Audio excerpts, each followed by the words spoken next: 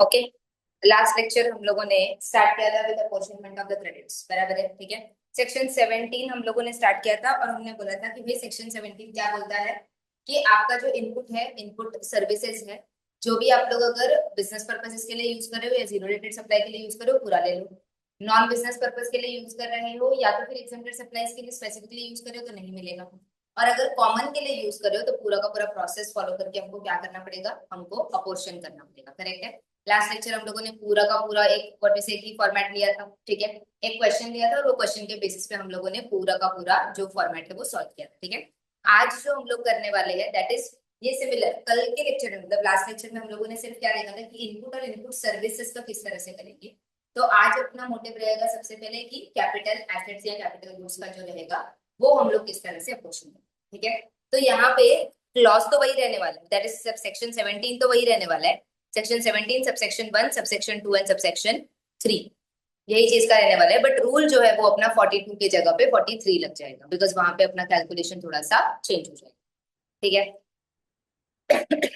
Subsection 4 subsection 5 तो हम लोग बाद में आएंगे, ठीक है। तो ये तो पूरा आप लोगों को दिया हुआ है एंड यहाँ पे सिर्फ आप लोगों को प्लांट एंड मशीनरी का डेफिनेशन जो दिया हुआ है वो एक बार देख लेते हैं, बिकॉज वो हमको यहाँ पे काम आए, ठीक है। द गवर्नमेंट में prescribe the manner in which the credit referred to in subsection 1 and 2 में बी एट्रीब्यूटेड, ऑब्वियसली इसी के लिए उन्होंने हमको क्या दिया है, रूल्स दिए, करेक्ट है। Explanation for the purpose of this chapter in chapter 6 the expression plant and machinery means apparatus equipment machinery fixed to earth by the foundation or structural support that are used for making outward supply of the goods or services or both and includes such foundation and structural support but excludes, तो सबसे पहले चीज exclusion को छोड़ देते हैं। यहाँ तक अगर मैं देखूँ तो नथिंग बट कोई भी पर्टिकुलर ऐसा मशीनरी या कोई भी पर्टिकुलर ऐसा व्हाट से apparatus जो आपके गुड्स बनाने के लिए यूज हो रहा है या सर्विसेज को रेंडर करने के लिए यूज हो रहा है। इट में बी फिक्स्ड और इट में बी मूविंग, उससे फर्क नहीं पड़ता। मतलब वो अगर प्लेटफॉर्म पे अगर आप लोगों ने वो मशीन को पूरा का पूरा फिक्स कर दिया है तो वो आपका इमोबल प्रॉपर्टी नहीं बन जाएगा, वो फिर भी प्लांट एंड मशीनरी ही रहेगी। Clear with this. क्या क्या नहीं आता है, लैंड एंड बिल्डिंग नहीं आता है, सिविल स्ट्रक्चर्स नहीं आते हैं प्लांट एंड मशीनरी के डेफिनेशन के अंदर, वो तो ऑब्वियस है बट उन्होंने एक्सक्लूड करके स्पेसिफिकली हमको बोल दिया। सेकेंड, टेलीकम्युनिकेशन के जो अपने टावर्स रहते हैं that is nothing but what, अपने जो व्हाट से कि फोन के टावर्स रहते हैं वो फोन के टावर्स आपके प्लांट एंड मशीनरी के अंदर नहीं आते, ठीक है। At the end of the day देखने जाओ तो बाय डेफिनेशन तो वो प्लांट एंड मशीनरी में ही आने चाहिए, बट यहाँ पे उन्होंने स्पेसिफिकली एक्सक्लूड करके रखा हुआ है। And third is pipelines laid outside the factory premises, तो जो भी pipelines it can be for carrying of water also, it can be for carrying of any what we say कि आयरन ओर हो गया या व्हाट वी से कि metal, अगर what we से मेल्टेड फॉर्मेट में आप लेके जा रहे हो या फॉर एनी पर्पसेस अगर आप पाइपलाइन लगाते हो तो वो भी इसके अंदर नहीं आते। क्लियर विद दिस पार्ट, ठीक है। चलो, तो यहाँ पे ये तो हम लोगों ने डेफिनेशन देख लिया, रूल 38 पे हम बाद में आएंगे। 42 हम लोगों ने लास्ट लेक्चर पूरा किया था, 43 आज हम लोगों को करना है, ठीक है। तो यहाँ पे अगर हम लोग 43 देखें, rule 43 that is manner of determination of the ITC in respect of the capital goods and reversal thereof in certain cases, ठीक है। तो यहाँ पे थोड़ा अपने को अलग अलग चीजें करनी पड़ेगी कि किस तरह से हम लोग ये पर्टिकुलर रूल्स एंड रेगुलेशंस को फॉलो करने वाले, ठीक है। तो सबसे पहला चीज अपने को बोला क्या है, जैसे जैसे मैं ये क्लॉज को लेके जा रही हूँ ना, जैसे जैसे मैं ये रूल को लेके जा रही हूँ मेरे जैसे उसी तरह से एग्जाम में के लिए भी पढ़ना और घर पे भी पढ़ना, ठीक है। प्रोवाइजर्स को मैं अलग से पढ़ाऊंगी तो वो अलग से ही पढ़ना, नहीं तो फिर कंफ्यूजन क्रिएट, ठीक है। चलो, subject to the provisions of subsection 3 of section 16 the ITC in respect of the capital goods which attracts the provisions of subsection 1 and 2 of section 17 that is allowed credits के अंदर आपका आता है, being partly used for the purposes of the business and partly used for other purposes or partly used for effecting taxable supplies including zero rated supplies and partly for effecting exempt supplies shall be attributable to the purpose of the business or for effecting taxable supplies in the following manner. Simple, तो उन्होंने पहले ही बोल दिया कि अगर आप सिर्फ और सिर्फ बिजनेस के लिए यूज कर रहे हो तो बिंदास पूरा क्रेडिट ले लो, कोई प्रॉब्लम नहीं है। अगर सिर्फ और सिर्फ नॉन बिजनेस के लिए ले रहे हो तो फिर आपको तो मिलेगा ही नहीं। जो कॉमन क्रेडिट है उसको बाइफरकेट करने के लिए हमारे पास आ जाए, जो कॉमन क्रेडिट है उसको बाइफरकेट करने के लिए हमारे पास ये पूरा प्रोसेस दिया हुआ है। तो ये प्रोसेस हम लोगों को यहाँ पे फॉलो करके चलना है, ठीक है। कैलसी रहेगा तो कैलसी निकाल के रख दो, कैलकुलेशन करेंगे तो काम। यहाँ पे भी हम लोग क्या करेंगे, जैसे लास्ट लेक्चर हमने किया था, हम लोग क्या करेंगे, हम लोग एक एग्जाम्पल ले लेंगे और वो एग्जाम्पल के थ्रू ही इसको भी हम लोग पूरा का पूरा यूज करेंगे, ठीक है। चलो, the amount of the ITC in respect of the capital goods used or intended to be used exclusively for non-business purposes or used or intended to be used exclusively for effecting exempt supplies shall be indicated in the form GSTR 3B and shall not be credited to his electronic credit ledger। तो अब यहाँ पे अगर हम लोग example ले ले तो अगेन हम लोग कौन से मंथ में, लास्ट लेक्चर हम लोग मई मंथ में थे, ये मंथ हम लोग जून मंथ में आ गए, ठीक है। चलो, तो जून 2026 का अपना मंथ चल रहा है, ऐसा मान के चलते हैं, ठीक है। हमारे पास कैपिटल गुड्स है और जिसका जीएसटी अपने पास आया हुआ। कैपिटल गुड्स हमने जो जून मंथ में खरीदे, कैपिटल गुड्स जो हमने जून मंथ के अंदर खरीदे हैं, ठीक है। हम लोगों ने कैपिटल गुड्स ए खरीदा है जिसका जीएसटी का क्रेडिट जो है वो समझ लेते हैं 1 लाख रुपए का है, ठीक है। And this A is used for non business purposes, या तो हम लोग इसको मान सकते हैं कि ये पूरा का पूरा एग्जाम्प्ट के लिए ही यूज हो। समझ में आया, क्लियर है। Then we have a what we say कि कैपिटल गुड्स बी, ठीक है। इट इज ऑफ ₹2 लाख, इसका क्रेडिट है 2 लाख रुपीज का। This is exclusively use for taxable supplies. समझ में आया। एंड अपने पास प्रोडक्ट है सी, सी का अपने पास जो है दैट इज समझो कि 80,000 rupees, and this 80,000 is use for taxable as well as exempt supplies. Understood, ठीक है। यहाँ तक हम लोगों ने सबको बना लिया, जहां जहां पे लगेगा हम लोग एक्स्ट्रा एडिशन इसके अंदर करते रहेंगे, ठीक है। तो सबसे पहले उन्होंने क्या बोला, the amount of the input tax credit in respect of the capital goods used or intended to be used exclusively for non-business purposes or used exclusively for effecting exempt supplies shall be indicated in the form GST or 3B and shall not be credited to his electronic credit ledger। मतलब 2B में credit नहीं होगा, clear with this part, electronic credit ledger के अंदर नहीं आएगा, okay. वो यहाँ पे अगर मैं बात करूँ तो this amount is going to be your 1 lakh rupees which is of a, बराबर है। ये तो मिलेगा ही नहीं, तो इसको निकाल दो, इसका क्रेडिट अपने को लेना ही नहीं, ठीक है। Second, the amount of the ITC in respect of the capital goods used or intended to be used exclusively for effecting the supplies other than exempted supplies but including zero rated supplies shall be indicated in the form GSTR 3B and credit in the electronic credit ledger। This is my taxable supplies पूरा का पूरा, exclusively other than आप लोगों को बोला है कि exempt supplies को छोड़ के बाकी चीजों को छोड़ दो, ठीक है। तो यहाँ पे ये मेरा आ जाएगा 2 लाख रुपए, that is exclusively for taxable supplies including the zero rated supplies, ठीक है।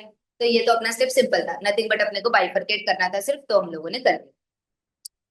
The amount of the ITC in respect of the capital goods not covered under the clause A and B above shall be denoted as capital A। तो मतलब उन्होंने क्या बोला, जो exclusively exempt के लिए भी नहीं है, जो एक्सक्लूसिवली आपका टैक्सेबल के लिए भी नहीं। तो ये जब दोनों एक्सक्लूसिवली नहीं है मतलब कॉमन है, तो कॉमन को आप कैपिटल ए से डिनोट कर दो। कैपिटल ए जानबूझ के क्यों बोल रहे हो, बिकॉज उधर क्लॉज ए भी, तो वापस कंफ्यूजन होगा, तो उसको कैपिटल ए के नाम से डिनोट करो, ठीक है। shall be credited to his electronic credit ledger and the useful life of such goods shall be taken as 5 years from the date of the invoice of such goods। तो यहाँ पे सबसे पहले मेरा वो क्रेडिट बन जाएगा 80,000 रुपीज का, this is 80,000 rupees and the life of this asset, भले आपके अकाउंटिंग के लिए आप कोई भी लाइफ यूज करो, आपके बाकी के रिपोर्टिंग पर्पजेस के लिए आप एसेट का लाइफ कितना भी पकड़ो, हमारे जीएसटी के लिए हम लाइफ पकड़ के चलते हैं 5 years। वो एसेट भले 15 साल चलेगा, 20 साल चलेगा, 25 साल चलेगा, बट हमारे लिए लाइफ कितना होता है 5 years, ठीक है। यहाँ तक ये प्रोवाइजर को साइड में रखते हैं, थोड़ी देर में आती है उसके ऊपर, ठीक है।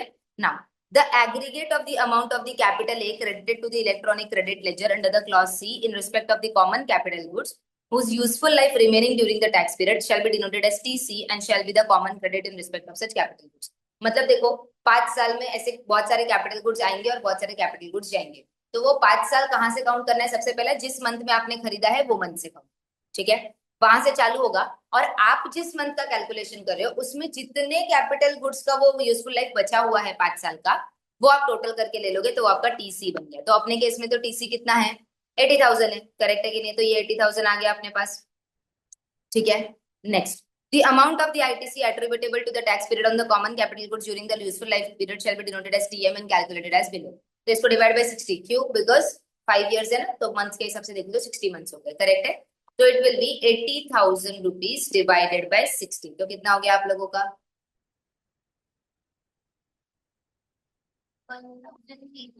1,333। दिस इज पर मंथ का credit, this is per month का मेरा क्रेडिट है, बराबर है कि नहीं है, ठीक है। चलो, now for the removal of it is clearly clarified that useful life of any capital goods shall be considered as 5 years from the date of the invoice and the said formula shall be applied during the useful life of the said। तो invoice से ही करेंगे। The amount of the input tax credit at the beginning of the tax period and all the common inputs whose useful life remains during the tax period is denoted as TR and shall be aggregated of all the TM। जितने भी TM बनेंगे आपके, जितने भी goods का अपना बचा हुआ है लाइफ, सबका मिला के अगर मैं देखूंगी तो मेरा क्या बन जाएगा, TM बन जाएगा। समझ में आया, क्लियर है। तो दिस इज अगेन 1333 अपने केस में, ठीक है। The amount of the common credit attributable towards the exempt supplies is denoted in TE and calculated as follows। Simple। अगर मुझे क्या करना है, देखो ये 1333 ये जून मंथ का क्रेडिट है, ऐसे अपना जून जुलाई अगस्त सितंबर ऐसे 60 मंथ्स तक चलेगा, बराबर है कि नहीं। अब ये 1333 जो है, ये महीने के लिए मैंने इससे एग्जाम सप्लाईज भी बनाया और मैंने इससे टैक्सेबल सप्लाईज भी बनाया। इनटू ई बाय एफ कर दो। ई bye F is nothing but what, exempted supplies divided by total turnover, aggregate turnover. तो नथिंग बट 1333 इंटू, अगर मैं ले लूं कि एग्जाम सप्लाईज समझो कि आप लोगों का 20 lakhs है और टोटल टर्नओवर अगर मैं मान के चलूं तो 80 lakhs है, तो कितना आया मेरा 333 मेरा आ गया, बराबर है कि नहीं है? तो this is for exam supplies और बचा हुआ 1000 जो है वो मैं ले सकूं, बराबर है कि नहीं? तो इसमें प्रॉब्लम नहीं है, ठीक है। Now the amount of TE along with applicable interest during every tax period of the useful life of the concerned capital goods will be added to the output tax liability of making the claim। अब करना क्या, ठीक है। अब ये story तो यहाँ तक मैंने तुम लोग को रीड करके बताया, ठीक है। तो सबसे पहला चीज क्या करो पता है, जिस मंथ में आपने कैपिटल गुड्स को लाया ना, उस मंथ में आप क्या करोगे, उस मंथ में सबसे पहला चीज ए का तो हम लेंगे ही नहीं और बी का हम पूरा लेंगे। बी के केस में जो ये कैलकुलेशन अभी हमने पढ़ा वो भी नहीं करना पड़ेगा, तो आपने ले लिया जून मंथ के अंदर ही पूरा क्रेडिट ले लिया, काम खत्म, ठीक है। और सी का जो है ना, उसका क्या करेंगे पता है, सबसे पहला चीज अपने को क्या करना पड़ेगा, सी का पूरा क्रेडिट अवेल करना। जून मंथ में पूरा क्रेडिट 80,000 का पूरा क्रेडिट आप लोग ले लो। समझ लेते हैं यहाँ पे कि मेरा आउटवर्ड टैक्स सप्लाई का जो आपका आउटवर्ड जैसे कि आउटवर्ड जीएसटी पेबल था ना, वो समझ लेते हैं 5 लाख।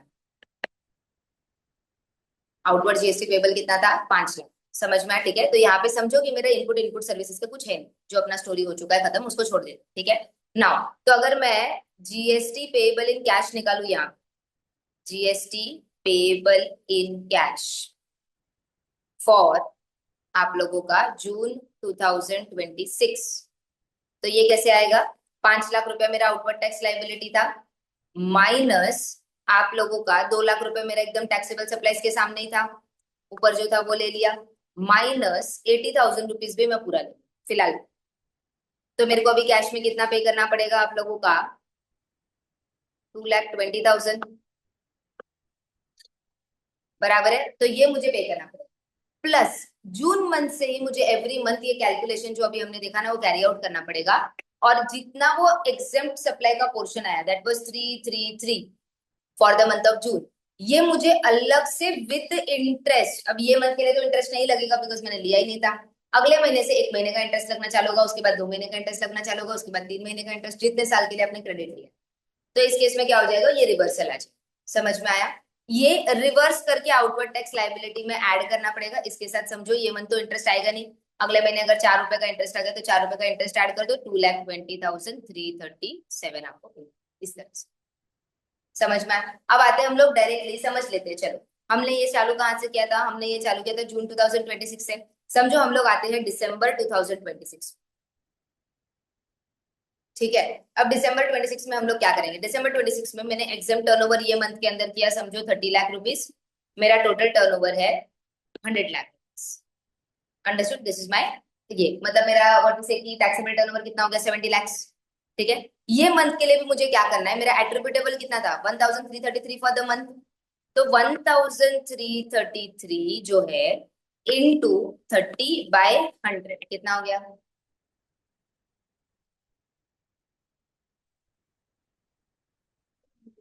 400। 400 रुपीज जो है ना, ये मुझे दिसंबर मंथ में रिवर्स करना पड़ेगा अलॉन्ग विथ इंटरेस्ट। कहाँ से इंटरेस्ट, जून से इंटरेस्ट, क्योंकि मैंने वो ऑलरेडी 80,000 का पूरा क्रेडिट ले लिया, बट उसमें से ये 400 रुपीज का क्रेडिट मुझे नहीं लेना चाहिए था, बिकॉज उतना मैंने ये दिसंबर मंथ में किसके लिए यूटिलाइज किया है, फॉर इफेक्टिंग एग्जाम्स।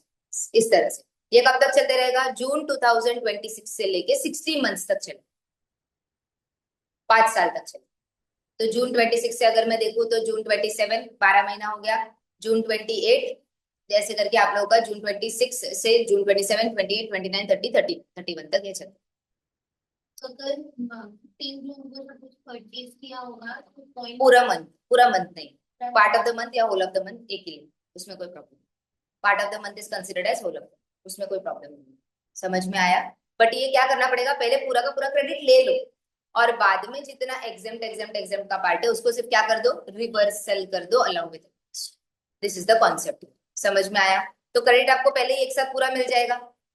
क्यों ऐसा कर रहे हैं वो भी बताती हूँ, ठीक है। अब आप बोल रहे हो कि मैडम इससे अच्छा वो क्या करते थे ना, वो लोग ये क्रेडिट को जमा करके रखते थे और बाद में हर महीने की कैलकुलेशन के हिसाब से सिर्फ अवेल करने के लिए देते थे, बराबर है कि नहीं? इन लोग यहाँ पे दोनों साइड से कर रहे हैं, पहले तो हमको बोल दिया अवेल कर दो और बाद में इंटरेस्ट भी ली, बराबर है।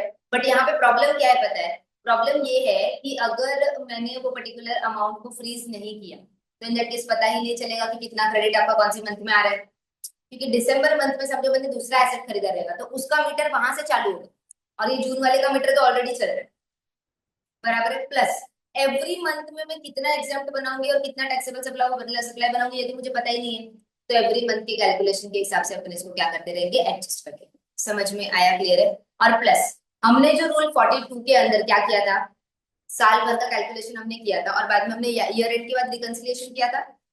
लास्ट में हमने रिकंसिलिएशन देखा था जहां पे हमने क्या बोला था, पूरा रिको कर दिया, साल भर का पूरा टर्नओवर लेंगे, साल भर का पूरा लेंगे और वो पूरा करेंगे, वो यहाँ पे नहीं करेंगे, क्योंकि ऑलरेडी उन्होंने क्या कर दिया है, डिवाइड बाय 60 मंथ्स तो कर ही दिया है। तो 1333 is attributable to every month, वो तो बाइफरकेटेड दे ही दिया है सीधा सीधा, और फिर वो मंथ के अंदर आप अपोर्शन करके ले लो उसका। समझ में आया, क्लियर है। तो यहाँ पे आपको जो ईयर एंड पे रिकंसिलिएशन हम लोग करते हैं for input and input services वो करने की जरूरत है। Clear with this part. कोई पर्टिकुलर मंथ का डिटेल्स अभी तक अवेलेबल नहीं है तो आप नोशनल बेसिस पे ले लो और वही चल जाएगा, कोई प्रॉब्लम ऐसा है। समझ में, तो यहाँ पे वो नोशनल कैलकुलेशन में भी कंसिडर एज ओके, कोई प्रॉब्लम नहीं। Clear with this. वो भी अगर मैं यहाँ पे बताऊँ आप लोगों को तो वो भी आप लोग को सिमिलर बेसिस पे यहाँ पे दिया हुआ है, ठीक है। कहाँ गया तुम्हारा, for the purpose of this, हाँ, provided further that whether registered person does not have any turnover during the said tax period or aforesaid mentioned information is not available, value shall be calculated of the last tax period for which the details are available। समझ में आया? तो previous month का calculation आप लोग लेके कर देंगे। It is hereby clarified that the aggregate turnover of the exempt supplies and the total turnover shall exclude the amount of the duties levied under entry 84 and 92। मतलब सिंपल बोलो तो अगर भाई सेंट्रल एक्साइज इंक्लूड नहीं करना है, state excise include नहीं करना है, वैट इंक्लूड नहीं करना है, सीएसटी इंक्लूड नहीं, ये चारों टैक्सेस को इंक्लूड नहीं करके चलना है। क्लियर विद दिस पार्ट, ठीक है। जैसे हम लोगों ने बताया कि जितना प्रोपोर्शनेट आएगा उसको आउटपुट टैक्स लायबिलिटी में ऐड कर दो एवरी मंथ का, और इंटरेस्ट अगर रहेगा तो इंटरेस्ट ऐड कर। Clear with this. Amount T shell be computed separately for obviously CGST का अलग होगा, एसजीएसटी का अलग होगा, आईजीएसटी का अलग होगा, यूटीजीएसटी अगर रहेगा तो अलग। Clear with this. Exempt supplies के अंदर हम लोग क्या क्या लेके नहीं आएंगे, तो सबसे पहला एक्सेप्टिंग डिपॉजिट्स वाला पार्ट और वो वाला नहीं लेके आएंगे, that will not form part of the exempt supplies, मतलब वो टैक्सेबल और वो सब जनरल वाले पार्ट में ही चलेगा। क्लियर विद दिस, ठीक है।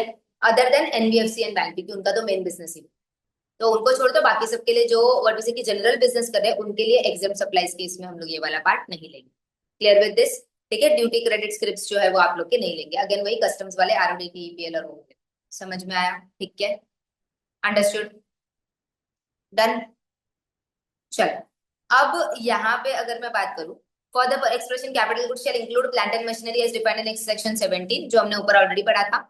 For determining the value of the exempt supplies referred to in 17(3), the value of the land and building shall be taken as adopted for paying stamp duty value, वो तो मैंने already 42 के अंदर आप लोग को बता दिया था। एंड सिक्योरिटी के लिए 1% of the value of the security, वो भी मैंने आपको exempt सप्लाई के लिए बता दिया, वो जनरल वाले के कैपिटल गुड्स के लिए, ठीक है। चलो अब यहाँ पे इधर ध्यान,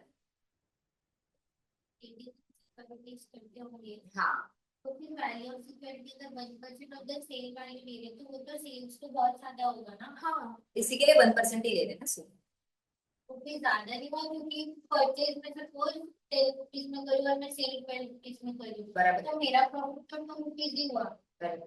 और 12 का 1% ले रहे हैं तो फिर तो क्योंकि यहाँ पे हम लोग टर्नओवर के अंदर ले रहे हैं, एक्चुअली अगर मैं turnover they, turnover is the total, कभी भी अगर समझो कि मैंने ये बैग खरीदा 400 रुपए में, इसको बेचा 600 रुपए, तो मेरे सेल्स में टर्नओवर कितना दिखता है, 600 रुपीज।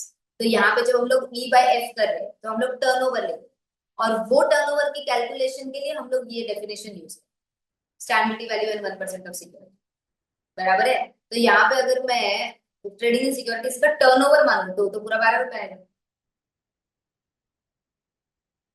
लेकिन उसमें हम ट्रेडिंग कर रहे तो मेन तो वो मार्जिन वगैरह तुम्हारा नहीं होता तो है। वही बोलू ना, तो इस केस में भी अगर मैं बोलूँ कि मेरे पास बैग के लिए मैंने सिर्फ बैग खरीदा है और मैंने बेचा है, 400 रुपए में खरीदा है, 600 रुपए में बेचा है, तो अलग कैसे हो।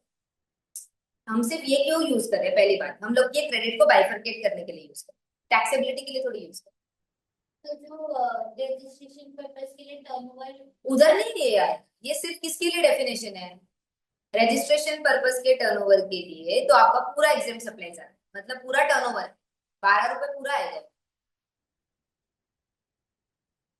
एग्रीगेट टर्नओवर जब भी कैलकुलेट करते हो for the purpose of registration, exempt supplies का पूरा turnover. Turnover means what? PNL account, credit side, sales. समझ में आया? वो पूरा इंक्लूड हो।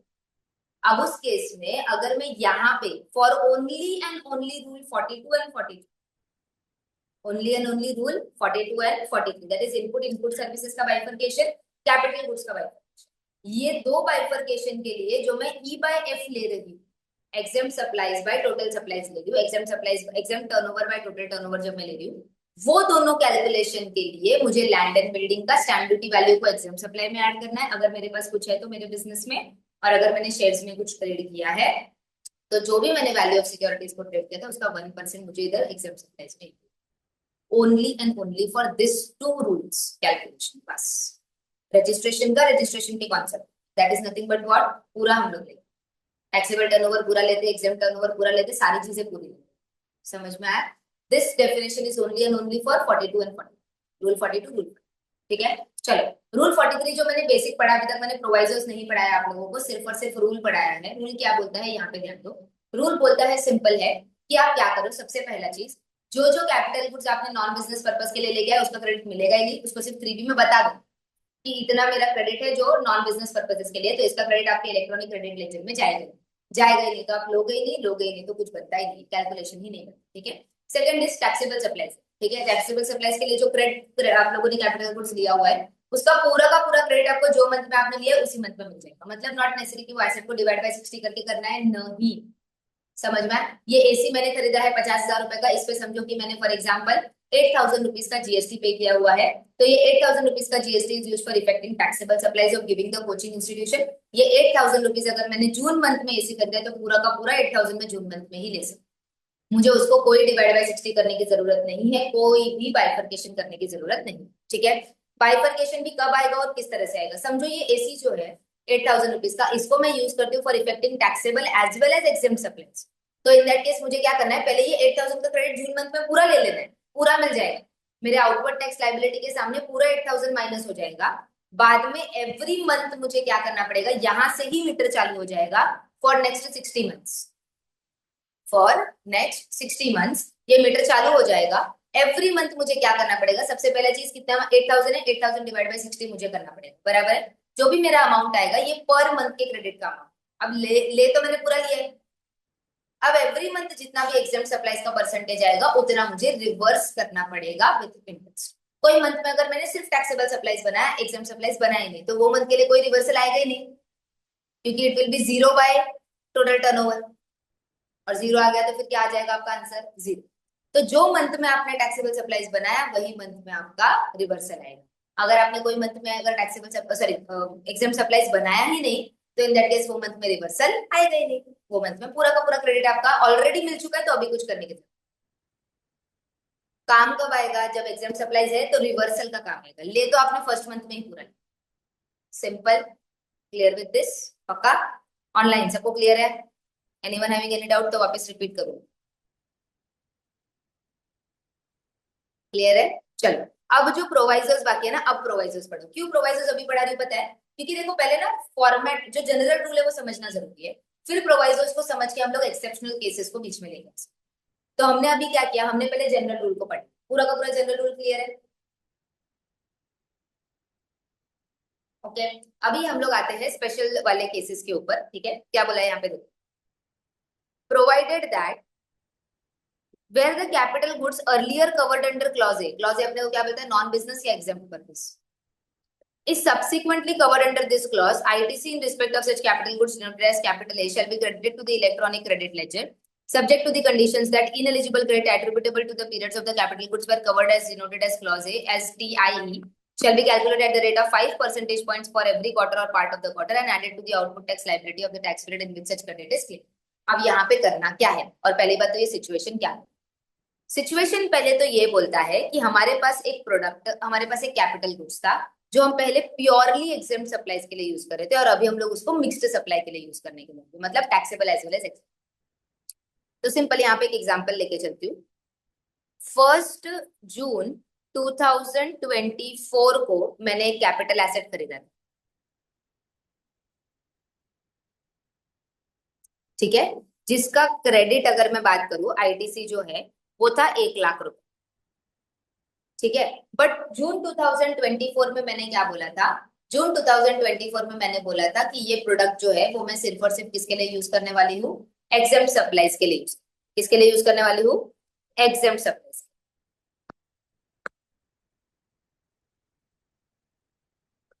Clear with this. तो मैंने जून 2024 का जब कैलकुलेशन किया होगा तो मैंने इसको यू लिया ही नहीं होगा, बिकॉज ये तो मेरा कौन सा वाला हो गया, जैसा मेरा इधर ऊपर ए वाला प्रोडक्ट था वैसा हो गया। तो मैंने इसको कैलकुलेशन में ही नहीं लिया होगा, मैंने इसका क्रेडिट भी नहीं लिया, करेक्ट है, नहीं लिया, आज तक नहीं लिया। ठीक है, अब क्या हुआ पता है, अब प्रॉब्लम आया in the month of June 2026। मैंने यही कैपिटल गुड्स को बोथ पर्पसेस के लिए यूज करना चालू कर।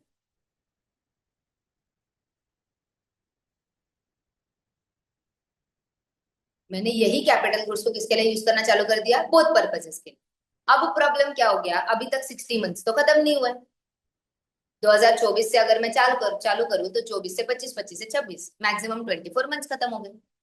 60 मंथ्स तो खत्म नहीं हुए, तो ये एसेट का life as per the GST provision अभी भी पेंडिंग। प्लस अगर मैं उसको कॉमन यूज के लिए यूज करूं तो मुझे थोड़ा बहुत क्रेडिट मिलता है और थोड़ा बहुत क्रेडिट रिवर्स करना पड़ता है। बराबर है, करेक्ट है। अब वो कैलकुलेशन को कैसे करें, प्रोवाइजर समझ में आया। एग्जाम सप्लाईज के लिए यूज होने वाला प्रोडक्ट अभी बोथ के लिए यूज है, कॉमन के लिए यूज, करेक्ट है। And that is between this period of 5 years, इसी के लिए हम लोग ये कैलकुलेशन करें। 5 साल के बाद करो कोई फर्क नहीं पड़ता, बिकॉज मेरा यूजफुल लाइफ खत्म हो चुका। 5 साल के अंदर करोगे तो प्रॉब्लम होगा, बिकॉज अभी तक यूजफुल लाइफ खत्म नहीं हुआ है, तो ये कैलकुलेशन करना पड़ेगा। तो सबसे पहले क्या करो, स्टेप 1, स्टेप बाय स्टेप बताती हूँ, यहाँ पे ध्यान दो, ठीक है। स्टेप 1 क्या करना है, take the entire credit in month start of common use.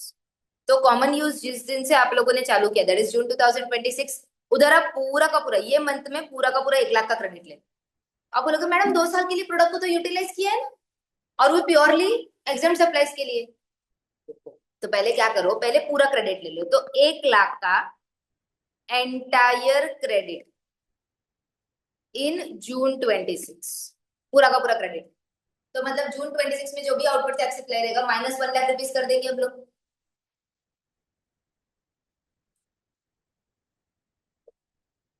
यहां तक बराबर है। सेकेंड, ये तो आपने किया। अब जो तुमने बोला कि अरे मैडम 2 साल के लिए तो मैंने प्रोडक्ट को सिर्फ और सिर्फ एग्जाम सप्लाईज के लिए यूज किया, तो उतना प्रपोर्शनेट तो मिलना ही नहीं चाहिए था, बराबर है कि नहीं। तो हम करते हैं ना अभी उसका कैलकुलेशन। तो क्या करना है, अब एक काम करो, जितने महीने के लिए आपने प्रोडक्ट को आपका only and only exam supplies के लिए यूज किया था ना, उसका पर क्वार्टर या part of the quarter 5% add करके आज तक के लिए लेके आ जाओ कितने। ठीक है, समझ में आया। तो अब यहाँ पे हम लोग क्या करेंगे, जून 2024, तो June will coming under first quarter, बराबर है। फर्स्ट क्वार्टर के अंदर अगर मैं लेके आ जाऊँ तो वो भी पूरा क्वार्टर आएगा, बिकॉज 1 जून बोला तो पार्ट ऑफ द क्वार्टर भी आ गया, बराबर है कि नहीं है। ठीक है, 1 जून से मैं उसको किसके लिए यूज करूँ, एग्जाम सप्लाईज के लिए यूज करूँ। तो 2024 के चारों क्वार्टर आ गए, जून क्वार्टर आ गया, सितंबर क्वार्टर आ गया, दिसंबर क्वार्टर आ गया और मार्च क्वार्टर आ गया। ठीक है, तो 2024 बाजू में कैलकुलेशन दिखाती हूँ यहाँ पे। 2024 के चारों क्वार्टर्स आ गए, 24, 25, 24, 25 के चारों क्वार्टर्स आ गए। 2025, 26, अभी तो हम लोग 26, 27 में, बराबर है। 25, 26 के भी चारों क्वार्टर्स आ गए। और मई मंथ तक हम लोगों ने क्या किया था, जून 2026 में मैंने कॉमन यूज के लिए लाया, मतलब मई मंथ तक मैंने किसके लिए यूज किया था, एग्जाम सप्लाईज के लिए। तो वो भी एक क्वार्टर आ गया, एक क्वार्टर आ गया।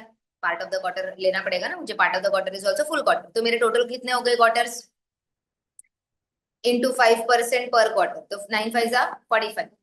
तो हम लोग ऐसा मानेंगे कि यहाँ पे proportionate for exempt supplies period, तो दैट विल बी आपका 1 लाख का 45%, विच इज 45,000, बराबर है। तो हम क्या करेंगे, सबसे पहले जून 2026 में 1 लाख आईटीसी में ऐड कर दो, फिर सामने वहीं पे क्या करो, 1 लाख का ये जो 45% हम लोगों ने निकाला बाय कैलकुलेटिंग कितने महीने के लिए वो प्योरली एग्जाम सप्लाईज के लिए था, इसको आप आउटवर्ड टैक्सेबल सप्लाई में, आउटवर्ड टैक्स लाइबिलिटी में ऐड।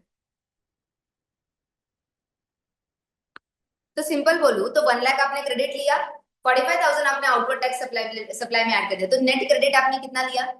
65,000। जून मंथ का ही कैलकुलेशन करो, क्या हो रहा है? 65,000 आया ना, ये समझा कैसे? तो मेरा देयरफॉर नेट क्रेडिट अगर मैं बात करूं तो वो तो 65 हो गया, सॉरी 55 हो गया। नेट क्रेडिट कितना हो गया? 55। 2 लाख पूरा क्रेडिट लिया, 45,000 उधर का उधर रिवर्स करके आउटवर्ड टैक्स लाइबिलिटी में ऐड कर दिया, बराबर है। इस पे इंटरेस्ट अगेन पे करने की जरूरत नहीं, बिकॉज वही मंथ में कैलकुलेशन करियो जो मंथ में आपने क्रेडिट लिया है, तो कुछ इंटरेस्ट बनता नहीं, सामने सामने कैलकुलेशन करो। फिर अब जो बचा हुआ ये जो 55,000 है, इसको आप बैलेंस पीरियड के लिए 60 में से आपने कितने मंथ्स माइनस किए? यहाँ पे आपके कितने मंथ्स हो गए? 12 मंथ्स। यहाँ पे कितने मंथ्स हो गए? 12 मंथ्स। और यहाँ पे कितने मंथ्स हो गए आप लोगों के? जनवरी और सॉरी आपका अप्रैल और मई, 2 महीना हो गया ना? समझा क्या? फर्स्ट क्वार्टर की अच्छा हाँ, नहीं नहीं, यहाँ पे भी वही है। तो आपका जून से था ना, तो कितना हो गया? 10 मंथ्स। समझ में आया? तो ये कितना हो गया टोटल? 24 मंथ्स हो चुके हैं। 24 मंथ्स हो चुके हैं, तो बैलेंस कितना बचा है अगर मैं 60 के सामने बात करूं तो? अब मैं क्या करूंगी? This 55,000 will be divided by 60 and will be multiplied by E by F for balance 36 months। समझ में आया? तो बैलेंस, सॉरी 55 नहीं, पूरा 2 लाख, पूरा आपका 1 लाख। 1 लाख को डिवाइड बाय 60 करोगे और ई बाई एफ करोगे फॉर रिमेनिंग बैलेंस 36। अंडरस्टूड? तो इससे क्या हो गया? 1 लाख डिवाइड बाय 60 करो, कितना हो गया?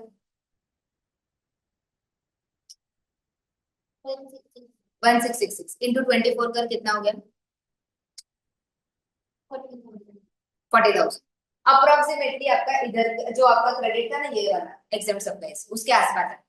अब वो एग्जैक्टली मैच नहीं करेगा बिकॉज हमने परसेंटेज 5% पॉइंट पर क्वार्टर और पार्ट ऑफ द क्वार्टर और वो सब लिया हुआ है, तो उसकी वजह से एक आध महीने का गैप आ सकता है, बट मोटा मोटी वो इस तरह से मैच करे। तो 24 का हमको लेना ही नहीं है, सिर्फ बैलेंस लाइफ के लिए आप लोगों को 36 मंथ्स के लिए ये लेना।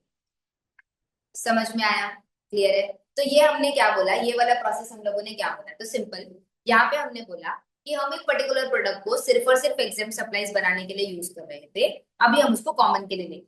तो जब हम एग्जाम के लिए यूज कर रहे थे तो हमने उसका क्रेडिट लिया ही नहीं था, तो पहले पूरा क्रेडिट लो, पूरा क्रेडिट लो और 5% पर क्वार्टर और पार्ट ऑफ द क्वार्टर को कैलकुलेट करके जितना ये पीरियड के लिए सिर्फ और सिर्फ एग्जाम का था उतना आउटवर्ड टैक्स लायबिलिटी में भी ऐड कर दो ताकि नेट इफेक्ट आ जाए, बराबर है। तो इससे तो नेट इफेक्ट आपका आ गया, नेट क्रेडिट ही आपने जून मंथ में लिया। इसके बाद जो बैलेंस मंथ है, आप क्या करो, टोटल क्रेडिट को डिवाइड बाय 60 करो और सिर्फ बैलेंस मंथ के लिए ई बाई एफ करना, और जितना जितना आपका एग्जाम सप्लाईज करेगा उतना कैलकुलेशन आप कर लेना। तो नथिंग बट जैसा अपना था वो हमने रिस्टोर कर दिया, भले ही हमने वो प्रोडक्ट को पहले सिर्फ एग्जाम के बनाने के लिए यूज किया था और अभी बोथ के लिए यूज करी, बट इफेक्ट मैंने सेम बेसिस पे दिया जैसा मैंने बाकी लोगों के लिए। ये वाला पार्ट क्लियर है? दिया? समझ में आया? पक्का? पक्का? जाओ आगे। ठीक है, चलो एक बार जब मैं पढ़ने के लिए दूंगी तो अच्छे से लिख के पढ़ लेना, फिर भी डाउट रहेगा तो हम एक और एग्जांपल लेके जाएंगे, कोई प्रॉब्लम? ठीक है, चलो ये वाला प्रोवाइजो समझ में आया। Next, provided further that the amount of TIE shall be computed separately for ITC of CGST SGST, ये तो हमने पढ़ा हुआ है कि सबके लिए अलग अलग कैलकुलेट हो, कॉलम्स ही बनते हैं सीधा सीधा, सीजीएसटी एसजीएसटी यूटीजीएसटी आईजीएसटी, सबके लिए अलग अलग कैलकुलेशन आप लोग करो। एक और प्रोवाइजो अपने पास बना हुआ है, ठीक है, ये भी खत्म कर लेते हैं। Provided that where any capital goods earlier covered under clause B, मतलब सिर्फ और सिर्फ टैक्सेबल सप्लाईज के लिए, बी अपना सिर्फ टैक्सेबल सप्लाईज के लिए था, are subsequently covered under the clause C, मतलब अब वो टैक्सेबल से कॉमन में, मतलब पहले हमने ऊपर वाला प्रोवाइजो क्या पढ़ा, एग्जेम्प्ट से कॉमन में आ रहा है, और अभी वो क्या आ रहा है, टैक्सेबल से कॉमन। करेक्ट है कि नहीं है? The ITC claimed in respect of the capital goods shall be added to arrive at the aggregate value of the TC. तो अब क्या करना है, सिंपल, इतना सारा कैलकुलेशन करने की भी जरूरत नहीं है। क्यों पता है क्या? आपका ये जो पर्टिकुलर क्रेडिट था ये ऑलरेडी टैक्सेबल के लिए था, तो आपने जिस मंथ में ये पर्टिकुलर प्रोडक्ट खरीदा था for the purpose of calculation, तभी आपने ऑलरेडी तभी उसका क्रेडिट ले लिया होगा क्योंकि पूरा का पूरा टैक्सेबल सप्लाईज के लिए था, तो entire credit has been availed, तो मुझे वापस उसको credit, that is first step, यहाँ पे फॉलो करने की जरूरत नहीं है, क्रेडिट लेने की जरूरत नहीं है। जितना भी पीरियड अभी तक का था वो तो सिर्फ और सिर्फ टैक्सेबल सप्लाईज के लिए बनाने के लिए यूज हुआ था, तो उतना तो पूरा क्रेडिट अलाउड है, तो मुझे सेकंड स्टेप भी फॉलो करने की जरूरत नहीं है, मतलब रिवर्सल भी करने की जरूरत ऑफ एंटायर प्रोपोर्शनलिटी करने की जरूरत नहीं है।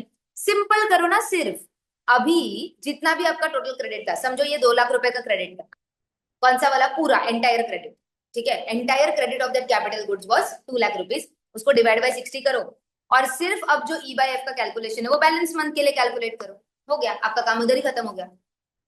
तो सिंपल बोलूं तो आपको क्या करना है, अगर एग्जेम्प्ट से लेके आप कॉमन में आते हो तो आपको 3 स्टेप फॉलो, बट टैक्सेबल को लेके अगर आप कॉमन में आते हो तो आपको सिर्फ थर्ड स्टेप फॉलो, क्योंकि ऑलरेडी फर्स्ट और सेकंड तो आपने कर लिया, सेकंड तो करना ही नहीं पड़ेगा बिकॉज पूरा का पूरा टैक्सेबल है, तो रिवर्सल बनता ही नहीं है।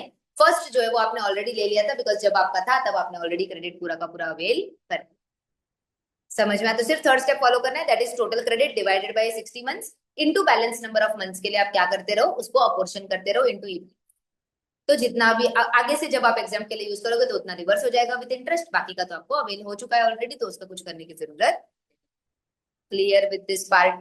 तो ये अभी प्रोवाइजोस भी क्लियर हुए। अब समझ में आया प्रोवाइजो बीच में क्यों नहीं पढ़ा है, क्योंकि अगर बीच में पढ़ते थे तो पहले तो अपने को प्रोसेस ही नहीं पता, प्रोसेस के बीच में अगर प्रोवाइजो पढ़ोगे तो वो अपने को अलग लेके चले। अंडरस्टूड? ठीक है, एक बार पूरा रिवाइज करवा दूं क्या पढ़ा हम लोगों ने कैपिटल गुड्स का, ठीक है चलो। तो कैपिटल गुड्स के लिए हम लोगों ने क्या बोला यहाँ पे, कैपिटल गुड्स के लिए एक सिंपल लॉजिक आप लोगों को यूज करके चलना है यहाँ पे, that is nothing but what, कि आपको देखना है सबसे पहला non business purpose not allowed, taxable purpose fully allowed, ठीक है, ये तो आपने ले लिया। अगर कॉमन यूज के लिए है तो जिस मंथ में आपने एसेट को खरीदा है पहले पूरा क्रेडिट ले लो, पूरा क्रेडिट वही मंथ में ले लो, कोई प्रॉब्लम नहीं है, और इसके बाद अगले 60 मंथ्स तक आपको क्या करना पड़ेगा, जितना भी प्रोपोर्शनेट एग्जाम सप्लाईज का रहेगा उतना, सॉरी उतना प्रोपोर्शनेट अपने को रिवर्स करते रहना पड़ेगा along with interest. Clear with this part? Along with interest आपको रिवर्स कर देना पड़ेगा। Clear with this part? ठीक है, सिंपल लॉजिक, इतना एग्जांपल याद रहेगा। दूसरा, अगर मैंने एग्जेम्प्ट से लेके मैं कॉमन यूज में आती हूँ तो मेरे को 3 स्टेप फॉलो करना, पहले पूरा क्रेडिट ऐड करो, प्रोपोर्शनेट पीरियड का लेस कर दो, और इसके बाद का proportionate reversal carry out for the reminder of the period. समझ में आया? क्लियर है? जब मैं टैक्सेबल से कॉमन में आती हूँ तो मेरे को फर्स्ट और सेकंड स्टेप करने की जरूरत ही नहीं, बिकॉज वो ऑलरेडी टेकन केयर ऑफ है। मुझे सीधा सीधा क्या करना है, डिवाइड बाय 60 करके बैलेंस मंथ्स के लिए अपोर्शन करके जितना बनता है उतना ही लेना। Clear with this part? ठीक है, समझ में आया? पक्का? चलो, तो ये तो अपना पार्ट हो गया। अगेन ये तो अपने देखा था, अगर टर्नओवर अवेलेबल नहीं है तो टर्नओवर के जगह पे हम प्रीवियस मंथ का ले सकते हैं, ठीक है। टैक्सेस अपने को इंक्लूड नहीं करना है, ये वाला पार्ट। टर्नओवर के लिए हम लोग को क्या क्या लेना है वो हम लोगों का बात हो चुका है। Clear with this part? ठीक है, तो अगर मैं अभी सेक्शन 17 का बात करूं तो सेक्शन 17 के साथ रूल 38, 42 एंड 43, सेक्शन 17 का 1, 2, 3 हम लोग खत्म कर चुके हैं, 4 एंड 5 अपना बचा हुआ, ठीक है। और अगर मैं रूल्स में बात करूँ तो रूल 42 अपना हो चुका है, रूल 43 अपना हो चुका है, रूल 38 अपना बचा हुआ है, ठीक है। समझ में आ रहा है कैसे चल रहा है? थोड़ा सा मिक्स एंड मैच करके चल रहे, बट वो इस तरह से पढ़ोगे तो बेटर होगा, ठीक है। सेम एनालिसिस में भी दिया हुआ है, एक बार देख लेते हैं हम लोग तो आपका काम खत्म हो जाएगा। एक बार मैं आपको पढ़ने देती हूँ पूरा ये रूल 43, एक बार पढ़ लो, फिर हम लोग जाएंगे सब सेक्शन 4 और 5 पे, ठीक है। अच्छा, तो ये तो हम लोगों ने पूरा यहाँ पे खत्म कर दिया था।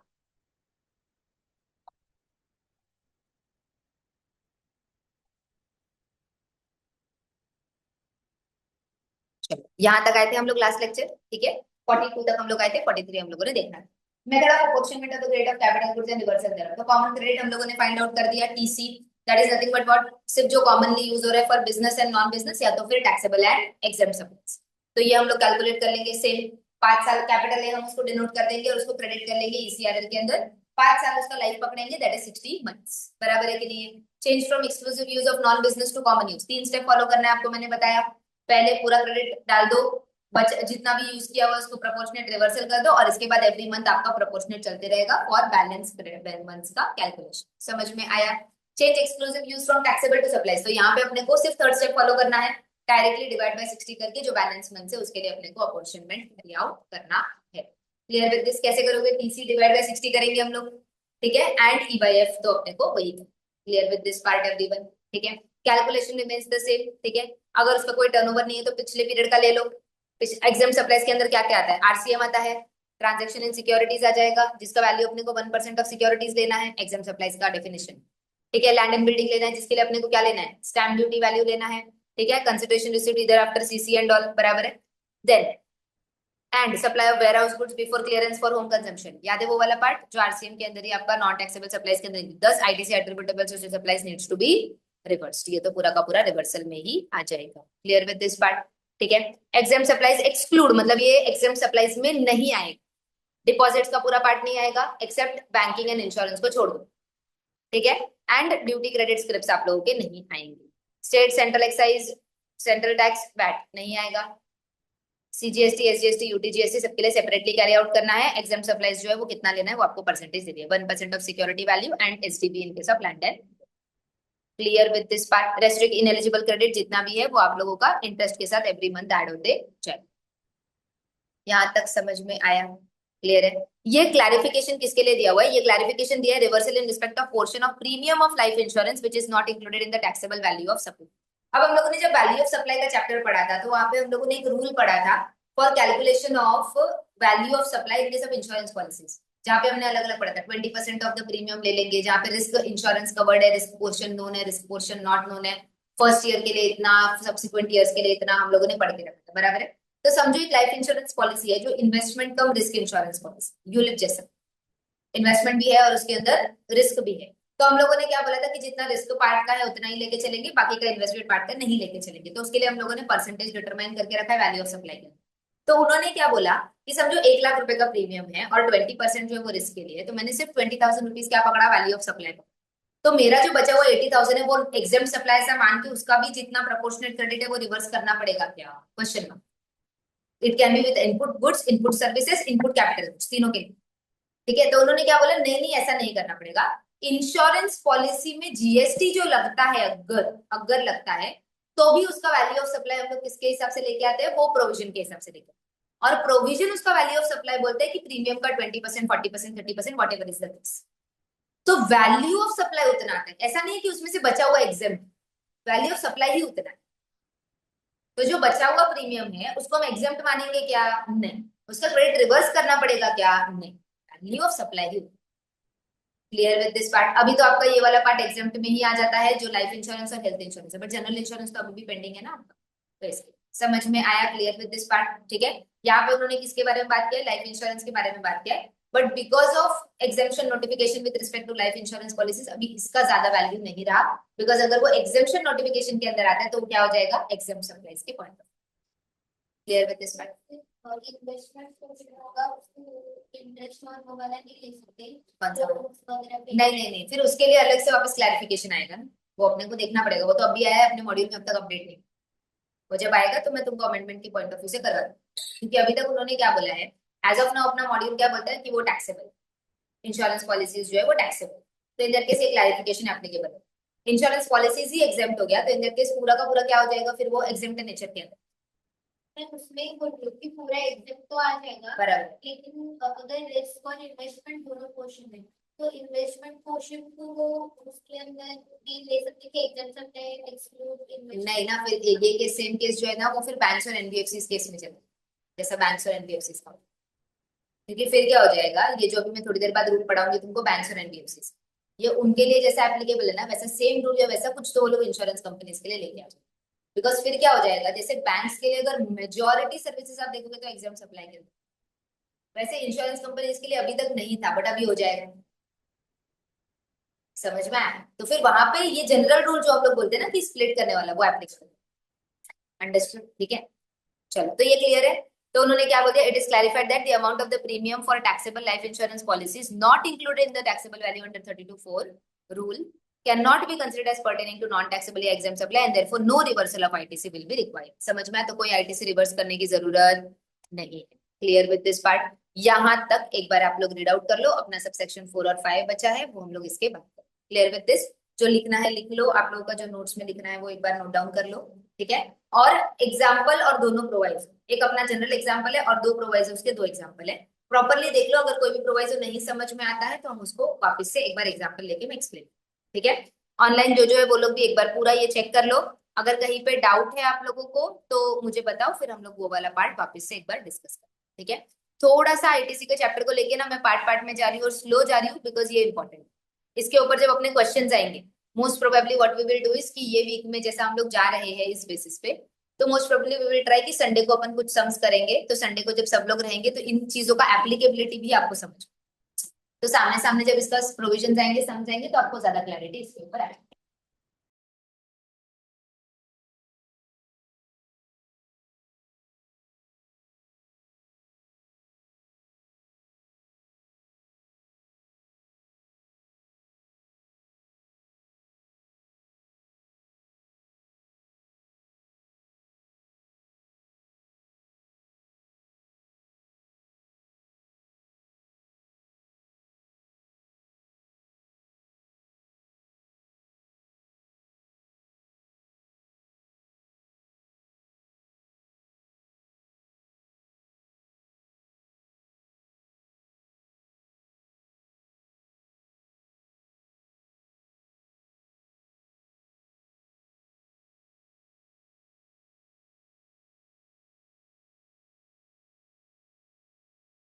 अच्छा, तुम लोगों ने म्यूट किया? नहीं, पहले से ही नोट किया हुआ था। नहीं, फिर हमने पूछा कि तुम लोग का आवाज आई तो बोले ना हाँ होगा। अच्छा, तो शायद मैम ने बाहर से मैं म्यूट किया। गलती से हुआ रहेगा तो पता नहीं। चलो, प्रफुल्ल, प्रियंका, शाहनवाज, सुशीला, समझ में आया यहाँ तक का पार्ट सबको? Yes ma'am. चलो ठीक है, आगे बढ़े। ओके, तो यहाँ तक हम लोगों ने देखा कि भाई किस तरह से कैलकुलेशन करना है। ठीक है, इसका और ज्यादा आप लोगों को कब समझ में आएगा, जब हम लोग एक्चुअल सम्स में जाएंगे तब, और इसका प्रैक्टिकल इंप्लीकेशन अपने को समझ में आएगा। लेकिन सिंपल बोलूँ ना, तो इसको स्टेप बाय स्टेप प्रोसेस की तरह लेंगे। ठीक है, स्टेप्स जो है वो फॉलो करके चलो तो आपका मिस्टेक नहीं हो। Clear with this? चलो ठीक है। नेक्स्ट, कमिंग टू, अगेन हम लोग आते हैं अपने वापस सेक्शन के ऊपर। तो हम लोग सेक्शन के ऊपर आएंगे जब, तो हम लोगों ने देखा कि we have done section 17 subsection 1 हो गया अपना, सेक्शन 17 सबसेक्शन 2 हो गया अपना, सेक्शन 17 सबसेक्शन 3 हो गया। Clear with this? अभी हमको जो पढ़ना है that is subsection 4 and subsection 5। Clear with this? ठीक है, चलो। तो जो अपना 1 2 3 था उसके साथ दो रूल्स थे अपने, that is was 42 and 43। Clear है? तो ये दोनों रूल्स भी हम लोगों ने उसके साथ खत्म करके एनालिसिस भी खत्म कर दिया है। जो भी रेलेवेंट सर्कुलर्स थे वो सर्कुलर्स भी हम लोगों ने देख लिए। ठीक है, तो इस तरह से हम लोग यहाँ तक आ गए हैं। Coming to subsection number 4 of your section 7।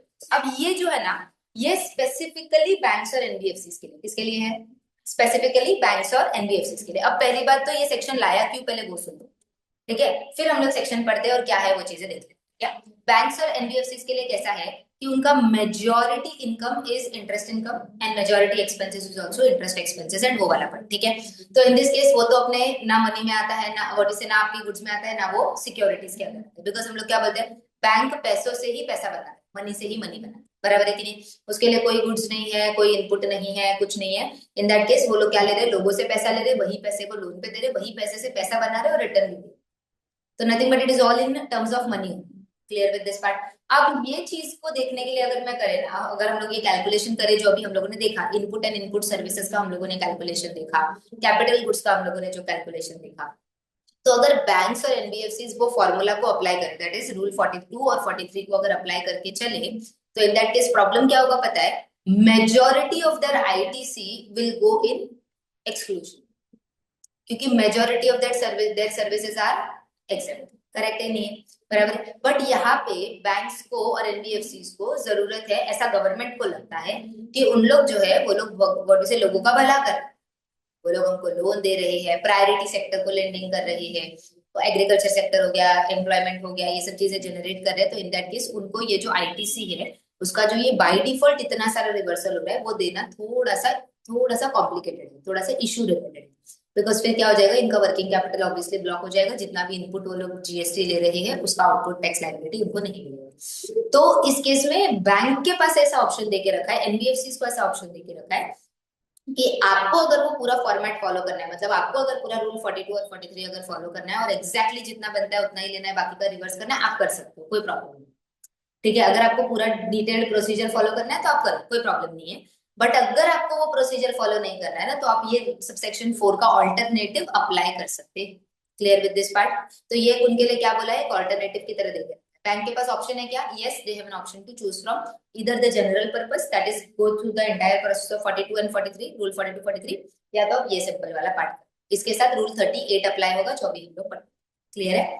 क्या बोलते हैं देखो, a banking company or a financial institution including a non-banking financial company, तो nothing but banks and NBFCs, ठीक है, engaged in supplying the services by way of accepting deposit, extending loans and advances shall have option either to comply with the provisions of subsection 2, that is पूरा का पूरा detail आप follow करो, or avail of every month an amount equal to 50% of the eligible ITC on inputs, capital goods and input services in that month and rest shall lapse।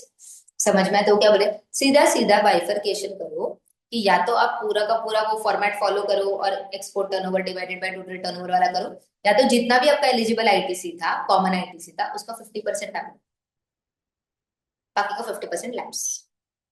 समझ में आया? Clear है? By default directly 50%। अब इसमें दो चीजें हैं, पहला provided at the option 1 exercise shall not be withdrawn during the remaining part of the financial year, तो मतलब स्टार्ट किया तो वो पूरे फाइनेंशियल ईयर के लिए आपको जो फॉर्मेट आपने फॉलो किया वही करना है, या तो ऊपर वाला या तो नेक्स्ट ईयर के लिए चेंज कर सकते हो, यस, साल का साल में चेंज हो सकता है, ठीक है। Provided further that restriction of 50% shall not apply to the tax paid on the supplies made by one registered person to another registered person having same PAN number, मतलब distinct persons, ठीक है। तो bank के ही अगर distinct person है तो simple देखो, total ITC ले लो, टोटल कितना है अपने पास, टोटल समझो 5 लाख बराबर है। इसमें से जो नॉन बिजनेस के लिए यूज हो रहा है, जो नॉन बिजनेस के लिए यूज हो रहा है, समझो 1 लाख रुपए नॉन बिजनेस पर्पसेस के लिए यूज हो रहा है, तो इन दैट केस ये तो पहले ही माइनस कर दो, ये तो मिलेगा ही नहीं, तो बचा कितना 4।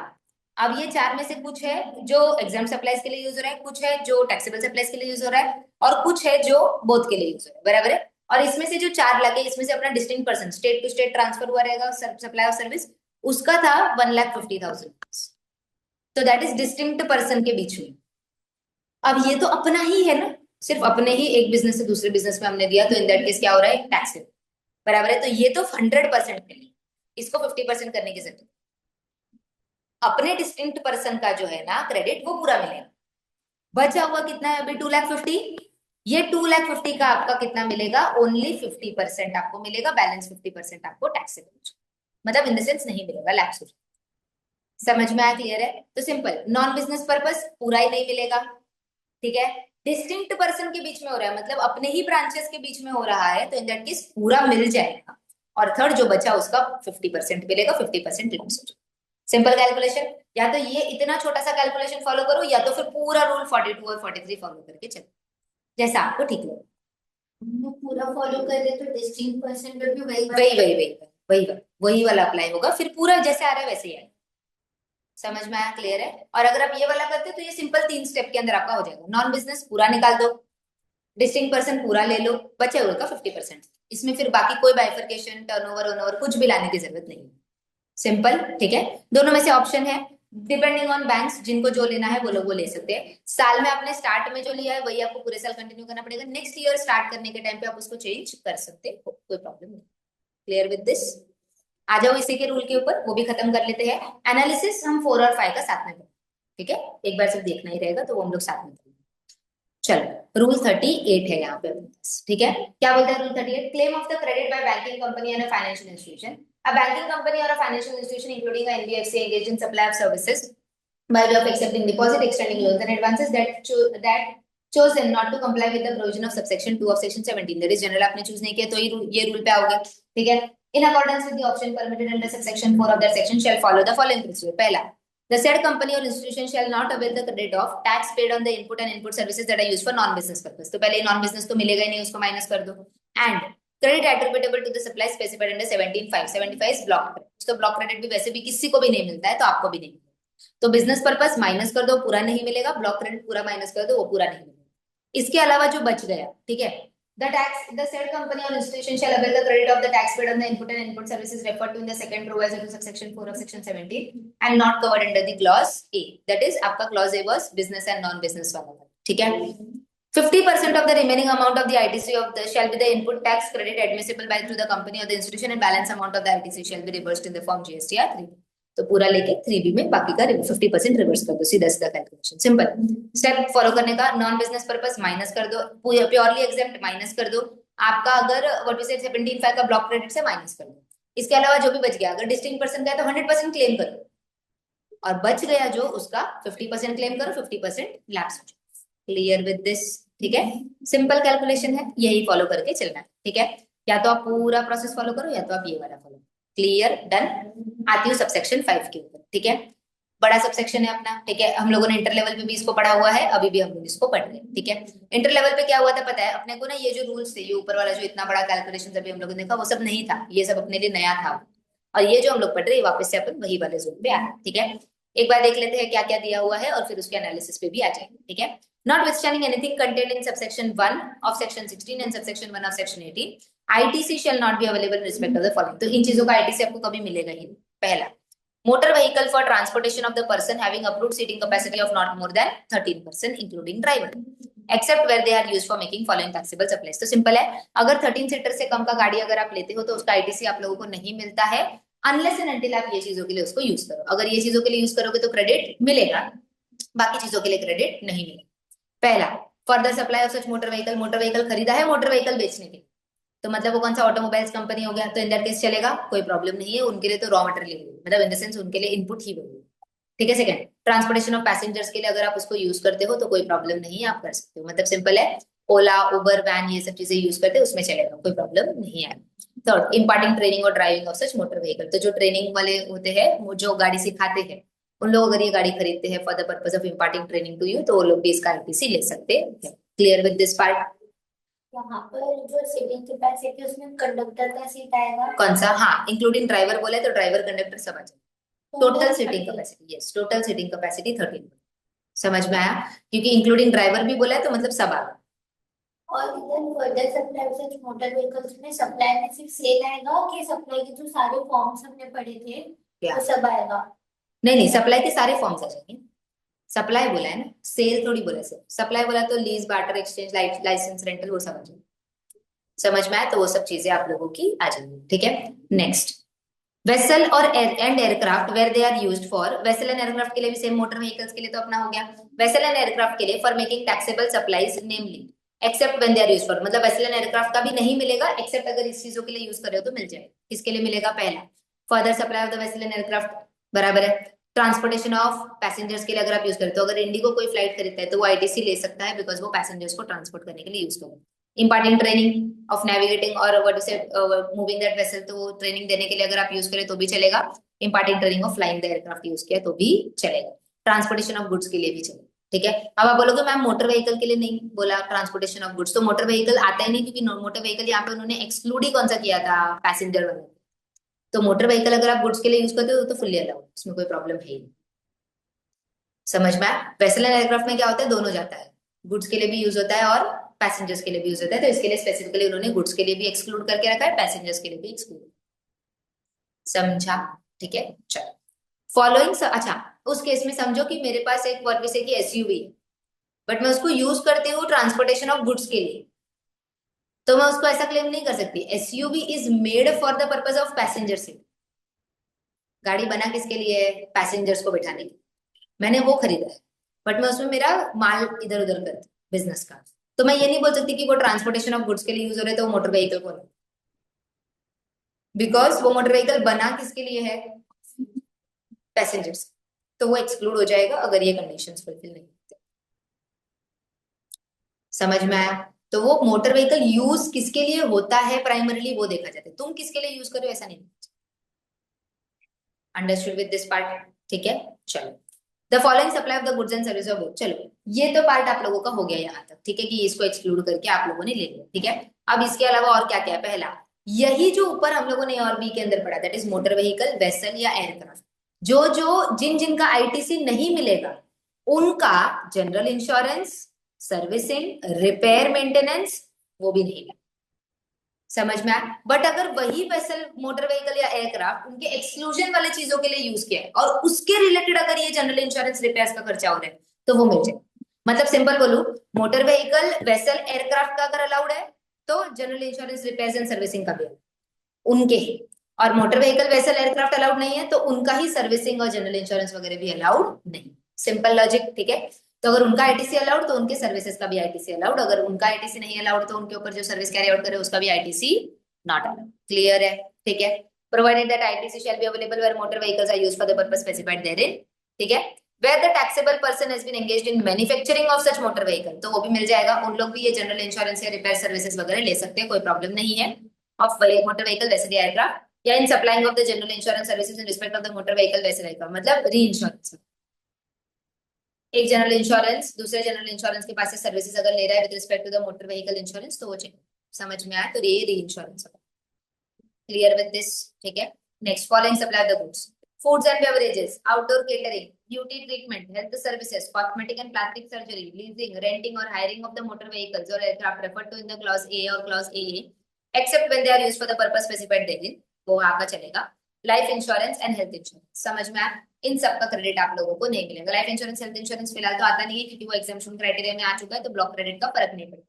इसके अलावा अगर आप ये सारे foods and beverages, outdoor catering, beauty treatment, ये सब चीजें अगर कुछ भी करते हो तो इसका क्रेडिट, भले आप ये बिजनेस नेचर के अंदर कर रहे हो, आपके एम्प्लॉयज के लिए कर रहे हो, बट फिर भी आपको उसका क्रेडिट नहीं मिलेगा। फॉर एग्जाम्पल, एक एयरप्लेन कंपनी है, इंडिगो हो गया या स्पाइस जेट हो गया, इन लोग हो गया, इन्होंने क्या किया, अपने एयर होस्टेस का ब्यूटी ट्रीटमेंट करा। Why? Because they should look good, proper लगने चाहिए एंड ऑल, तो उसके लिए उन्होंने उनका ब्यूटी ट्रीटमेंट करना है। तो ये ब्यूटी ट्रीटमेंट उन्होंने जिस भी सैलून से करवाया रहेगा वहां पे उनको जीएसटी चार्ज हुआ रहेगा। तो ये अगर देखने जाओ तो इंडिगो के लिए क्या है, इनपुट सर्विसेज जो उन्होंने अवेल किया है for the purpose of supplying outward services of air hostess working in that aircraft, बराबर है कि नहीं। बट ये ब्यूटी ट्रीटमेंट के ऊपर जो भी जीएसटी पेड रहेगा वो ब्लॉक्ड रहेगा अंडर 75, क्योंकि ये सारे एक्सपेंसेस अगर आप देखोगे ना तो ये पर्सनल नेचर। आईटीसी कब मिलता है, जब उसका आगे कहीं ना कहीं फर्दर सप्लाई होगा और उस चीज से कहीं ना कहीं कोई आउटपुट जनरेट हो रहा है और जो टैक्सेबल है। यहाँ पे ये पर्सनल कंजम्पशन वाइज यूज हो रहा है, तो इसके लिए इनका आईटीसी आप लोगों को नहीं मिलता है। Clear with this part. Provided that ITC in respect of such goods and services both shall be available, where the inward supply of such goods and services both is used by the registered person for making outward supply of the same category of the goods and services or as an element of composite या mix-up। But अगर आप same business में, मतलब एक caterer दूसरे caterer से अगर services लेता है तो वो क्या हो जाएगा, अलग, क्योंकि आप सेम लाइन ऑफ बिजनेस, समझ में आया, तो वो चलेगा, उसमें कोई प्रॉब्लम नहीं है। बट अगर एज ए नॉर्मल बिजनेसमैन अगर मैं केटरर को बुलाती हूँ तो वो क्या हो जाएगा, टैक्सेबल है, मतलब उसका आईटीसी आप लोगों को नहीं। सेम लाइन ऑफ बिजनेस मिल जाएगा। Same line of business not necessary कि अगर मैं फॉर एग्जांपल केटरिंग दे रही हूँ तो सामने वाला भी केटरिंग ही देना चाहिए। Catering as a mixed supply, composite supply भी चाहिए, कोई problem. Understood. Third, membership of the club, health and fitness centre, तो अगर कोई भी आप लोगों ने कल्याण स्पोर्ट्स क्लब का मेंबरशिप ले लिया कंपनी ने अपने एम्प्लॉयज के लिए या ऐसा कुछ, तो उसका भी क्रेडिट आप लोगों को नहीं मिलेगा। क्लियर है। Travel benefits extended to employees on vacation और such as leave and home travel concession, LTC, जो हम लोगों ने टैक्स में पढ़ा हुआ है, लीव ट्रैवल कंसेशन देते हैं, ट्रैवलिंग टूरिंग अकोमोडेशन का जो भी देते हैं, तो उसका कोई भी आप लोगों को नहीं है। Clear with this. Provided that the ITC in respect of such goods and services both shall be available, where it is obligatory for the employer to provide the same to the employees under any law for the time being in force। तो अगर कोई act के अंदर compulsorily आपको ये travelling या LTC वगैरह देना पड़ता है तो इन दैट केस आपको अलग, अगर ऐसा कुछ रहेगा तो सब में आपको दिया हुआ है कि फैक्ट्रीज एक्ट के हिसाब से कंपल्सरी है, या और जैसे कि कोई दूसरा एक्ट है, या और जैसे कि आपका व्हाट इज वेजेस एक्ट के हिसाब से कंपल्सरी है, ऐसा कुछ भी अगर दिया हुआ रहेगा तो वो कंपल्सरी एक्ट के हिसाब से आ गया तो अलग। ठीक है। Next, works contract services were supplied for the construction of an immobile property other than the plant and machinery except where it is an input service for further supply of the works।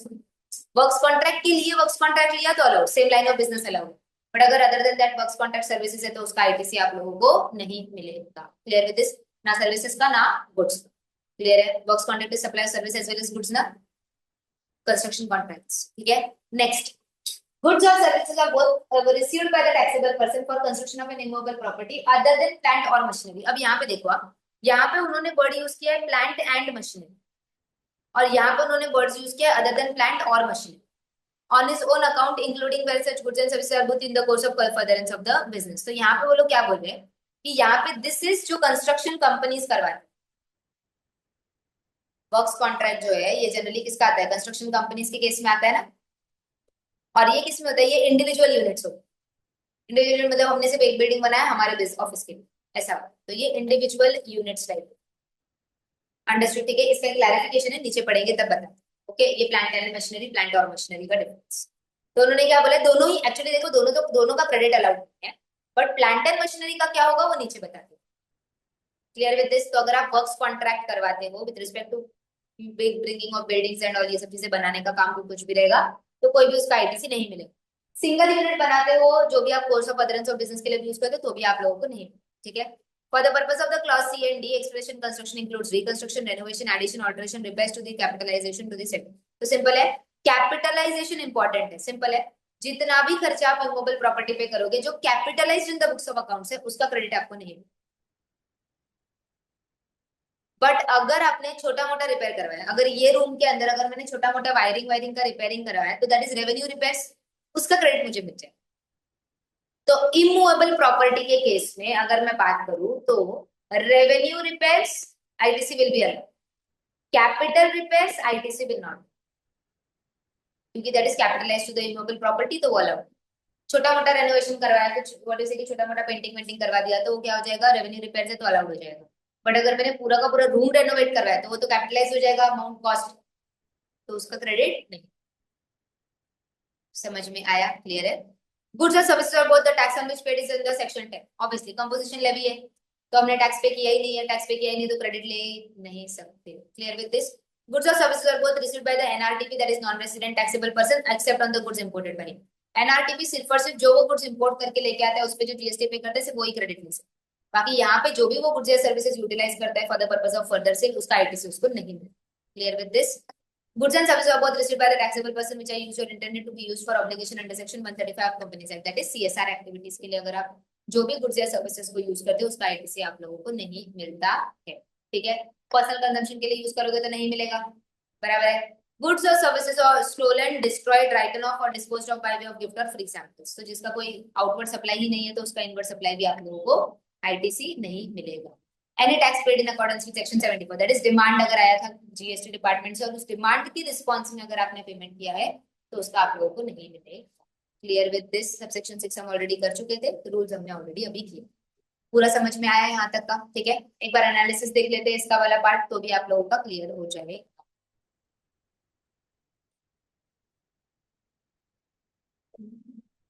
ठीक है, चल, तो ये हम लोगों ने खत्म किया था। यहाँ पे आती हूँ आपका ऑप्शनल वाला स्कीम। ऑप्शनल वाला स्कीम समझ में आ गया सबको? ठीक है, वही चीज वापस दिया हुआ है आप लोगों का, पूरा का पूरा क्रेडिट आप ले लो। नॉन बिजनेस नहीं मिलेगा, एग्जाम सप्लाई टोटली नहीं मिलेगा, अगर डिस्टिंक्ट पर्सन है पूरा मिलेगा और बाकी का जो बचा हुआ सीधा सीधा 50% है, बराबर है कि नहीं है? ठीक है, यहाँ पे क्या करना पड़ेगा, साल के स्टार्ट में आपको सिलेक्ट करना पड़ेगा कौन सा ऑप्शन आपको चाहिए, जनरल वाला की ये वाला, जो भी सिलेक्ट किया उसको पूरे साल वही कंटिन्यू आपको करके चलना है। समझ में आया? क्यों दिया है उसका रीजन यहाँ पे दिया, मैंने भी आपको बताया, बिकॉज इंटरेस्ट मेजरली उनका एग्जाम होता है, मेजर बिजनेस एग्जाम होने की वजह से पूरा का पूरा आईटीसी उनका जो है वो नॉन टैक्सेबल वाले में जाने का चांसेस होता है। तो in that case major calculation अगर आप करते हो जनरल वाला तो वो एग्जाम्पशन वाले इसमें ही चला जाएगा, उससे बचने के लिए उन्होंने ये एक ऑप्शन उनको देके रखा। Clear with this? आ जाओ ब्लॉक क्रेडिट पे, टेबल बना के दिया हुआ है उन लोगों ने हम लोगों को। ठीक है, एक चीज यहाँ पे इंपॉर्टेंट है, मोटर व्हीकल का डेफिनेशन क्या आता है, तो मोटर व्हीकल के डेफिनेशन में सारे मोटर व्हीकल्स आते हैं excluding this vehicle running upon fixed rates, मतलब रेलवेज नहीं है। Second, special purpose vehicle being used in the factory और इन एनक्लोज्ड प्रेमाइसेस, तो ये जो फैक्ट्री के अंदर यूज होते हैं ना, छोटे मोटे ट्रक्स होते हैं जो यहाँ से वहां चीजें मूव करने के लिए यूज होते हैं, वो नहीं है। ठीक है, third, vehicles with less than 4 wheels, that is nothing but आपके रिक्शास नहीं है, ऑटो रिक्शास वगैरह नहीं। Clear with this? तो ये मोटर व्हीकल के डेफिनेशन में नहीं आता है। बाकी ये वाला हमने पढ़ा, motor vehicle use for transportation with seating capacity of less than 13 passengers is not eligible. Eligible कब होगा, अगर आप एलिजिबल पर्पसेस के लिए यूज करोगे, that is further supply, transportation of passengers and making what is important training और ये वाला पार्ट। ठीक है, कंडीशंस यहाँ पे देके रखा है, अंडरस्टूड जो भी हम लोगों ने पढ़ा है। वेसल्स एंड एयरक्राफ्ट का भी सेम हम लोगों ने पढ़ा था, वही चीज यहाँ पे आप लोगों को टेबल फॉर्मेट में देके रखा। ठीक है, general insurance in eligible motor vehicle vessel and aircraft वगैरह के लिए क्या क्या क्या, जनरल इंश्योरेंस हो गया, सर्विसिंग हो गया, रिपेयर एंड मेंटेनेंस, ऊपर दिए हुए चीज के लिए क्या रहेगा तो अलाउड हो जाएगा, बाकी चीजों के लिए क्या रहेगा तो डिसअलाउड हो जाएगा, not allowed. Leasing, renting, hiring of motor vehicle और aircraft on which ITC is not, in that case उन्होंने क्या बोला, सच सर्विसेज अगर सेम कैटेगरी के आउटवर्ड सप्लाई या कंपोजिट या मिक्स सप्लाई के लिए क्या तो अलाउड है, बट अदरवाइज देन नहीं। Clear with this? अंडरस्टूड? अब यहाँ पे आते हैं जो क्लैरिफिकेशन हमको बोला था, यहाँ पे देखते हैं। पहला क्लैरिफिकेशन उन्होंने दिया डेमो व्हीकल्स का क्या। अब डेमो व्हीकल्स क्या होता है, हम लोग गाड़ी खरीदने के लिए जाते हैं तो टेस्ट ड्राइव लेते हैं, बराबर है। अब वो टेस्ट ड्राइव जब हम लोग लेते हैं तो वो जो गाड़ी जो आप ड्राइव करते हो वो दैट इज डेमो। वो डेमो व्हीकल कभी आप खरीदते हो क्या? नहीं। तो वो गाड़ी जो ऑटोमोबाइल डीलर ने खरीदा है from the company for giving you the demo, उस गाड़ी का आप लोगों को आईटीसी मिलेगा कि नहीं, because that car is not used for further supply of motor vehicles. समझ में आया? तो बाकी गाड़ियों का तो मिल जाएगा बिकॉज वो तो आपके एलिजिबल क्रेडिट के अंदर आ गए कि आप अगर सेल करते हो आगे उनका या वट से सप्लाई करते हो तो वो मिल जाएगा, उसमें कोई प्रॉब्लम नहीं है। बट अगर जो डेमो व्हीकल है उसका मिलेगा कि नहीं, तो उसके लिए उन्होंने दो चीजें यहाँ पे बोली, दो इश्यूज। पहला, जहां पे अगर आप बोलोगे कि व्हाट वी से कि demo vehicles by an authorised dealer for the purpose other than for making further supply, तो सबसे पहला चीज, अगर आपने डेमो व्हीकल खरीदा है for supply of that kind of motor vehicle तो आपको उसका क्रेडिट मिल जाएगा because that is used for the supply, तो वो मिल जाएगा, कोई प्रॉब्लम नहीं। बट ये दो केसेस में आपको नहीं मिलेगा उसका। फर्स्ट, अगर आपने वो डेमो व्हीकल को अदर देन सप्लाई के लिए यूज किया, other then further supply of such motor vehicle के लिए यूज किया, समझो वो डेमो व्हीकल से आप आपके एम्प्लॉइज को घर पे छोड़ते तो उसका क्रेडिट मिलेगा क्या? नहीं। समझ में आया? क्लियर है? बिकॉज वो डेमो व्हीकल को डेमो की तरह यूज करो मिल जाए, डेमो व्हीकल को अदर सप्लाईज के लिए यूज करोगे तो नहीं मिलेगा। सेकेंड, आप एक ऑटोमोबाइल डीलर नहीं हो, आप सिर्फ क्या कर रहे हो ना, वो जो महिंद्रा का, समझो महिंद्रा इज एन ऑटोमोबाइल वाला, आप उसके सिर्फ एजेंट की तरह काम कर रहे हो। मतलब जो बिल बन रहा है ना, he is not an agent as per अपना पैरा 3 वाला agent. मतलब invoice is made not on the agent's name but on the company's name. Invoice किसके नाम पे बन रहा है? कंपनी के नाम पे बन रहा है, महिंद्रा के नाम पे बन रहा है। ये बंदा सिर्फ जो है कमीशन बीच में अर्न करता है बेस्ड ऑन द सेल्स, बराबर है कि नहीं है? तो इस केस में अगर वो बंदा डेमो व्हीकल खरीदता है तो बिल तो उसके नाम पे नहीं बन रहा है, तो ही is not engaged in further supply of such vehicle, तो उसको वो क्रेडिट नहीं। समझ में आया? महिंद्रा अगर वो डेमो का क्रेडिट लेता है तो उसको मिल जाएगा बिकॉज ही सप्लाई। बट अगर वो जो एजेंट है, अगर वो पैरा 3 वाला एजेंट नहीं है तो इन दैट केस बिल उसके नाम पे नहीं बन रहा है, तो जब वो फर्दर सप्लाई व्हीकल कर ही नहीं रहा है, तो अगर उसने डेमो व्हीकल लिया है तो इन दैट केस उसका फर्दर सप्लाई नहीं माना जाएगा, तो उसको क्रेडिट नहीं। Clear with this? Other than that आप एक नॉर्मल ऑटोमोबाइल डीलर हो, आप अगर यूज करते हो तो आपको क्रेडिट मिल जाएगा, कोई प्रॉब्लम नहीं। क्लियर? डन? चलो, यहाँ तक का पार्ट समझ में आया? ओके, फूड्स एंड बेवरेजेस तो ये अपना पार्ट था, सिंपल है। ये बेसिक्स, ये इनका ही फर्दर सप्लाई रहेगा तो मिल जाएगा, अदरवाइज नहीं मिलेगा। क्लियर है? ठीक है। Membership of the club, health and fitness centre वाला पार्ट आप लोगों ने देखा था, ये भी चीजें हम लोगों ने देखी थी। ट्रैवल बेनिफिट्स वाला पार्ट हम लोगों ने देखा था, करेक्ट है कि नहीं है? ठीक है, पहले यहां तक एक बार देख लो, वर्क्स कॉन्ट्रैक्ट और कंस्ट्रक्शन वाला जो पार्ट है ये हम लोग उसके बाद, ठीक है, एक बार इसके एग्जांपल्स जो है बीच में वो देख लो, अगर कुछ डाउट रहेगा तो क्लियर करते हैं। इसके आगे वाला जो है वो नेक्स्ट लेक्चर में हम लोग, ठीक है, एक बार सेक्शन और एनालिसिस पूरा देखो क्योंकि उसके अंदर एक दो बड़े क्लैरिफिकेशंस है, तो वो भी हम लोग यहाँ पे कैरियर करें। जाना है दोनों को? दोनों का टाइम हो गया? 40-45 हाँ, तो हो गया ना, मतलब ठीक है। यहाँ तक एक बार पढ़ लेना, नेक्स्ट लेक्चर में हम लोग इसके आगे कंटिन्यू करेंगे विद रिस्पेक्ट, ठीक है, एक बार चेक कर लेना। चलिए, बाय। चलो, बाय एवरीवन।